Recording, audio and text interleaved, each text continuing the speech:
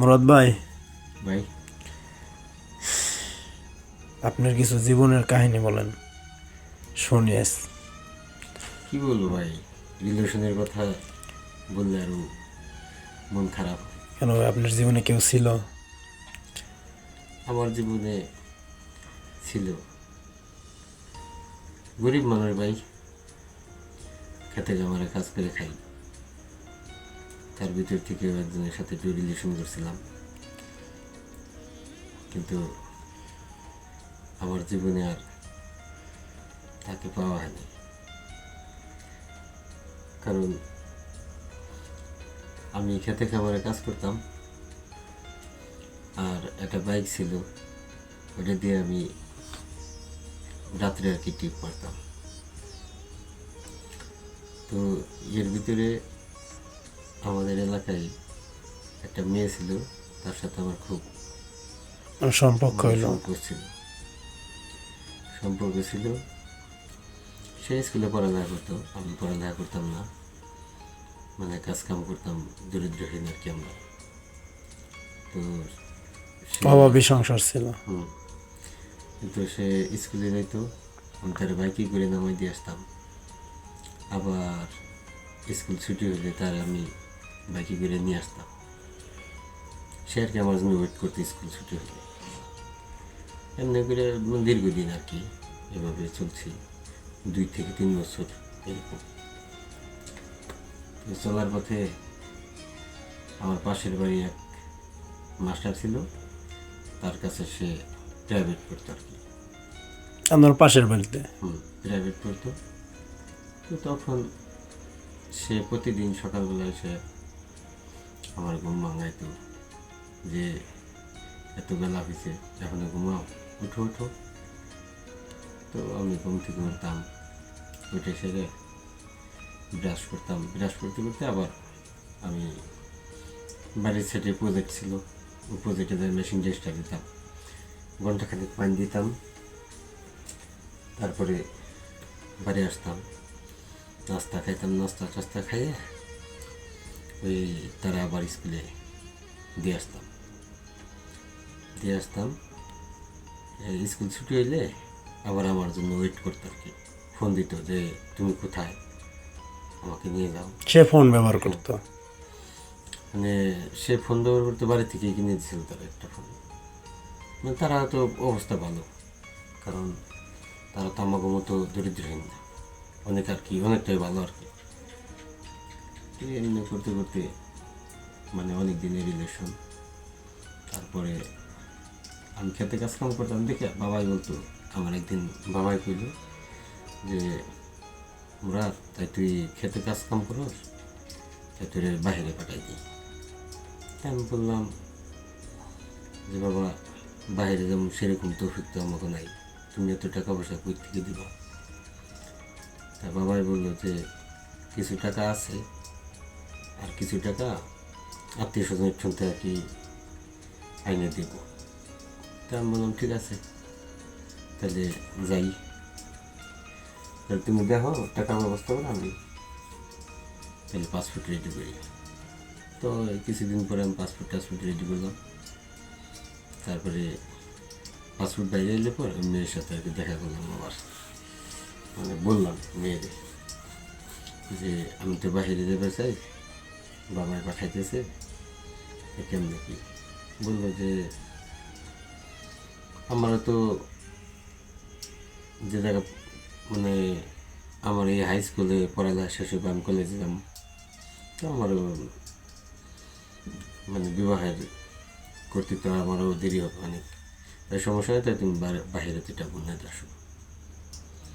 তা আমি কিছুদিন পরে পাসপোর্ট লাগালাম, বিষে টিসে সব কিছু হয়ে গেল, আমি বাইরে চলে গেলাম। বাইরে যাওয়ার পর তো অনেক দিনে আর কি কথাবার্তা বলছি, তো যেটা হয় আর কি দূরে থাকলে। তো বাইরে থেকে আমি ফোন দিতাম, কথাবার্তা বলতাম।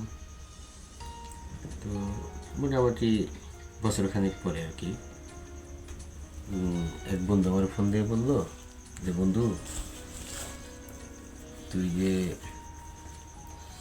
তোর প্রেমিকা যে অন্যজনের সাথে মানে কথা বলে। আমি বিশ্বাস করলাম না যে কথা একজনে বলতেই পারে, স্বাভাবিক, যে কোনো ইমোশনাল কোনো বিষয় না। আমি ওইটা আর কি মাথায় নিলাম না। তাই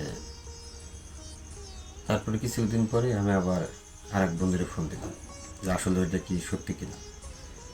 পরে ওই বন্ধুর কাছে ফোন দিয়েছি, বললো যে হ্যাঁ আসলে তো ও কথা ঠিকই কইছে, কিন্তু ও অন্যজনের সাথে রিলেশন জড়াই গেছে আর কি। তখন আমার আর কি মনটা একটু খারাপ লাগলো যে আমার 4 বছরের রিলেশন এভাবে হবে আমি জীবনে কল্পনা করিনি। তো আমি ওরে সরাসরি কোনো জিগাইনি, কিন্তু ফোন দিতাম, কথা বলতাম।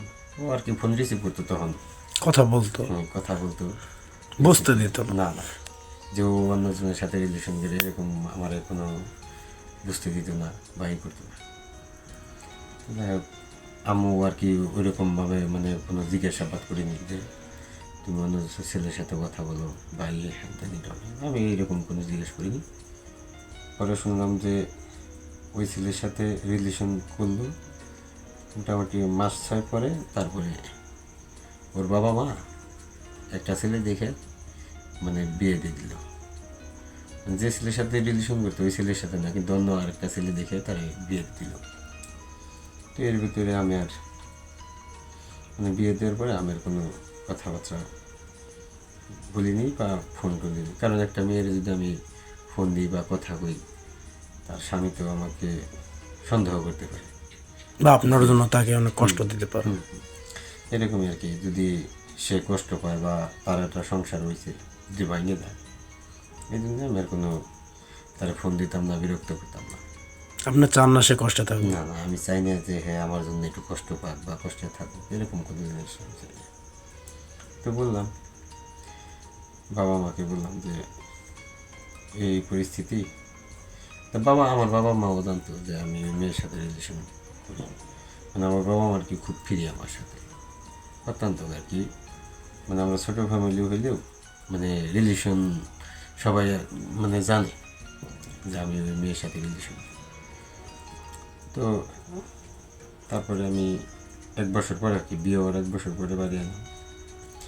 বাড়ি এসে ওর সাথে আমার মোটামুটি বাড়ি আসার 6 মাস পরে দেখা হলো। আপনি কয় বছর ছিলেন বিদেশে? আমি 5 বছর ছিলাম। মানে ওর বিয়ে সাথে হয়ে গেল, আমি আরও অনুরাগে আরও 2 বছর বেশি থেকে গেছি। মানে আমার 3 বছর থেকে আর কি ছুটিতে আসার কথা। আপনি 2 বছর আসেন নাই? না, আমি আর 2 বছর মানে বেশি থাকলাম। আসলে আবার কষ্ট পাবেন। এই জন্য আমি বেশি থাকলাম। যে যার জন্য বাড়ি যাবো, সেই যখন বিয়ে হয়ে গেল, তাহলে আর তার কাছে আর আমার যায় লাভ নাই। তখন আমি বাড়ি আসলাম আর 2 বছর পরে।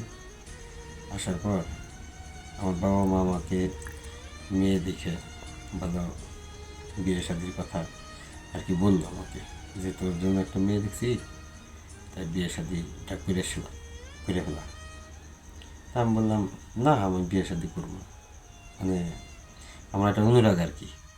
তা বাবা মা বললো যে দেখ, যা খবর তো তা হয়ে গেছে, এটা তো আর ফেরত আসবে না, বা তুই যদি ওই মেয়েটা আবার আনোস, এরকম মানে ওই মেয়ের সাথে যদি কথা বস, তাহলে তুই মেয়ের সংসার একটা উলটপালট হয়ে যাবে বা ভেঙে যাবে, আর সমাজ কি বলবে, সমাজে খারাপ করবো, এরকম কোনো জিনিস করিস না। তো আমি আমার বাবা মার কথা মানলাম। মানে আমি বিয়ে শাদি করলাম, আরও বিয়ে শাদি হয়েছে। আমি আর চাইনি যে আমার জন্য হ্যাঁ আর একটু কষ্ট পাক বা কোনো কিছু করুক। এ পর্যন্ত ভাই আমরা ঠেকা মানুষ, আমাদের আর কি গল্প থাকতে পারে। তার সাথে বন্ধু আর পরে দেখা সাক্ষাৎ হয় নাই? না, এই পর্যন্ত আর আমি মানে আসছে, তার বাবার বাড়ি আসছে, আমি কোনো দিনেও দেখা করিনি। হয়তো দেখছি সে এক জায়গায় বসে রয়েছে, আমি অন্যদিকে দিয়ে চলে গেছি। দেখেও দেখেন নাই? দেখেও মানে আমি তাকে না দেখার ভান করে চলে গেছে? করছি, মানে দেখিনি। সে আমাকে অনেকবারই করছে, মানে অনেক লোকজন পাঠাইছে যে তার সাথে একটু দেখা করবো বা কথা বলবো। আমি মানে এরকম কোনো করি না, কারণ সে যদি চলে যেতে পারে তাহলে আমি তার সাথে কি আর কথা আছে, আমার কি তার প্রতি টান রেখে লাভ আছে? কিন্তু আমি চাই এখনও সে সুখে থাকুক, ভালো থাকুক। আমার জন্য হে তার সংসারটা যাতে না ভাঙে, এই আর কি, তাছাড়া কিছু না। ভাই গরিব মানুষের গল্প কেড়ে শুনবে, এসব গল্প যদি একজন টুকু হাস্যকর মনে করে, এই মনের দুঃখ মনেই থাক, হে শুয়ে থাকে যে ভালো, এটাই আমি চাই। আচ্ছা মুরাদ ভাই, তাহলে পরে ধন্যবাদ আপনার জীবনের গল্প আমাদের শোনানোর জন্য। আপনি এখনো চান সে সুখে থাকুক। হ্যাঁ এটাই, তাছাড়া কিছু না। আমি চাই যে সবসময় সে শুয়ে থাকুক, ভালো থাকুক, তার স্বামীকে নিয়ে সে ভালো সুখের সংসার করুক। সুখের সংসার করুক, এগুলাই চাই আমি, এটাই, তাছাড়া আচ্ছা ধন্যবাদ ভাই। আচ্ছা আপনারা বলবেন, কমেন্টে জানাবেন কারো জীবনের সাথে যদি মিলে থাকে, আমাদের কমেন্টে বলবেন। এই পর্যন্তই, ভালো থাকেন।